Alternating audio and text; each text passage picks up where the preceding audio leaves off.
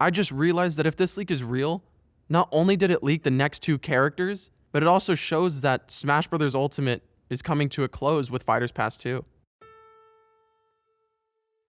About a week ago, we had our first Nintendo Direct in over 500 days, in which it showed that the next fighter coming to Super Smash Bros. Ultimate is going to be Pyra from Xenoblade. Well, and Mythra too. I guess, they swap with each other and they count as new characters. So we're getting Pyra and Mythra, and these 2 characters kind of have some controversy being these anime sword fighters and have also deconfirmed a lot of leaks as of recently, including 2 of my previous videos. With a new character, there's also going to be new leaks and new credibility to ones that we didn't think were going to happen. This leak in particular was posted on Friday the 8th, January 2021, and is coming from 4chan. But before I go into this, I wanted to say that this is just a leak and not to take this as I am somehow making up this leak or I'm saying it's going to happen. For me personally, I don't think leaks is the way to go with them. I personally don't believe in these leaks, and I think it's just a lot of fun to talk about these things and to speculate on the what-if scenarios.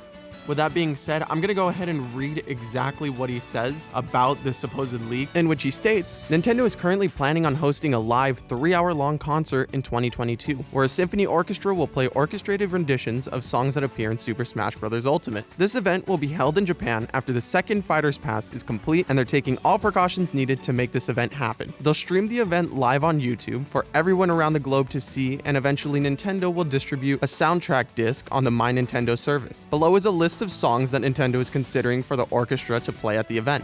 Now, rather than going over 70 songs, I'm going to go ahead and leave the link in the description with this leak, and you can go ahead and go look through all of them yourself. However, just to point out some things, there are songs like Jump Up Superstar, Star Fox Medley, the F-Zero Medley, Underworld, Final Destination, these really iconic songs in Smash Brothers. And if you scroll down, you'll see a pattern in which they start showing the songs that are in order of the character's release and the songs that come with them. So for example, you get Gangplank Galleon, Animal Crossing, Battle, Super Mario, which is for the respective characters, King K. Rool, Isabelle, Incineroar, and Piranha Plant. So then we get to the DLC characters, and you see Beneath the Mask for Joker, Adventure for Hero, and so forth and so on. Now, right after One Winged Angel, remember this was posted in January 8th, and the direct didn't happen for another month and about like 10 days. The song right after it is Counterattack from Xenoblade Chronicles 2, which we had no clue Pyra was coming to the game. And interestingly enough, there's 2 songs, and there's 2 more characters in this Fighters Pass that go hand in hand with this leak.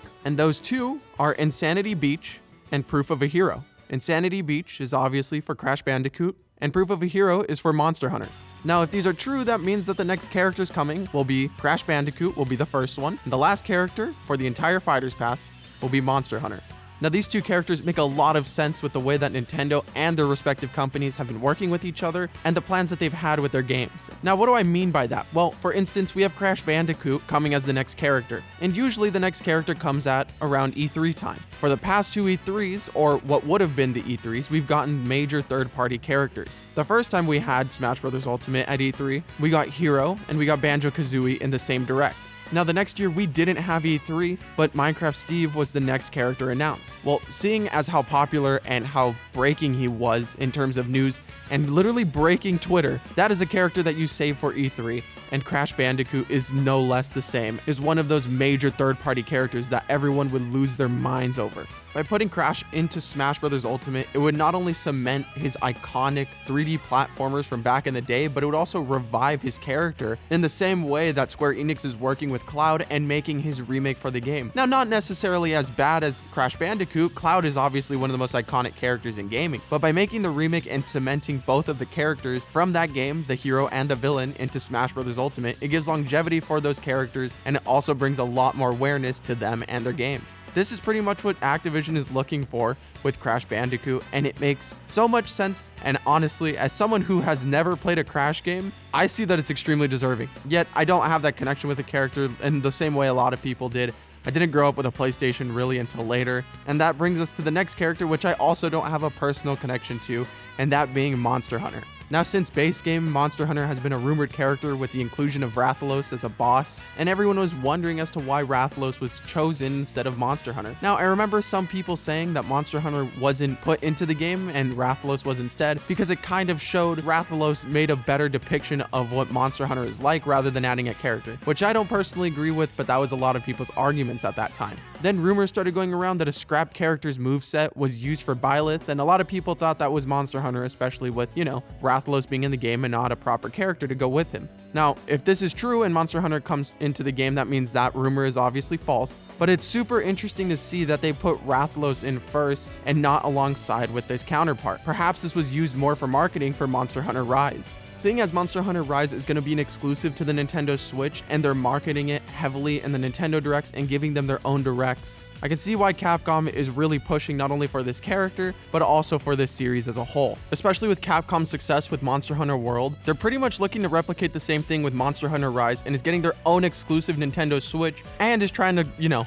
pad it out with the movie that came out, which didn't look good. I didn't watch it, but it does not look so good. And lastly, in this leak, if this is true, it's kind of strange to see that Nintendo would be making an orchestra or a concert revolving around Smash Bros. Ultimate by the end of Fighters Pass number 2, unless if that's the end of all DLC and Smash comes to a close in terms of patches and content releases. If this concert leak is true, I don't think we're getting any more Fighter Pass DLCs or any more fighters added to the roster. That would mean that the count stops at 82, and that would be the final roster count of Smash Bros. Ultimate.